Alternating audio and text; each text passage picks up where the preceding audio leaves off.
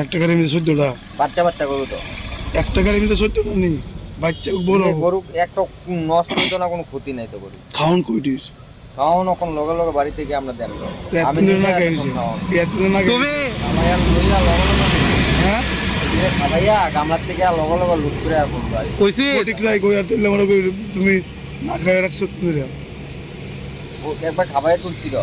তুমি রুলস জানো নি? রুলস লগে লগে খাবাই একটা গাড়ির মধ্যে কয়টা ধারণা তিনটার থেকে চারটা, দুইটার থেকে তিনটা গরুর বেশি লন জানা। এই জায়গার ভিতরে এতটি গরু বাইন্দা ডিফা দিয়ে দিয়ে লইছো, এদের ভিতরে পর্যাপ্ত খাওন নাই, জানো নি? এটা যেন অবৈধ এইভাবে বানানো মালিকের নাম কি দা কোন জন্য তারা তেলিয়ামুড়া সাইড থেকে একটা গাড়িতে করে প্রচুর পরিমাণে গরু যাচ্ছে, এমন ইনফরমেশনের বেসিসে উনি ওইখানে পাশাপাশি থাকা আমাদের হাওয়াই বাড়ি নাকাতে অ্যাম্বুশ লেট করেন।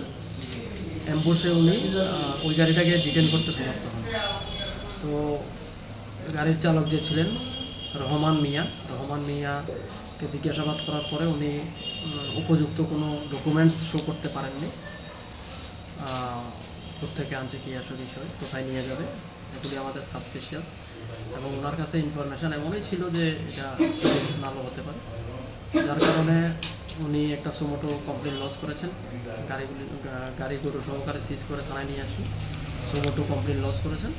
এ ব্যাপারে আমরা প্রণোদিত একটা মামলা রেজিস্ট্রি করি এবং এটা ইনভেস্টিগেশন চলছে। আজকে আমরা আসামিকে কোর্টে প্রডিউস করব।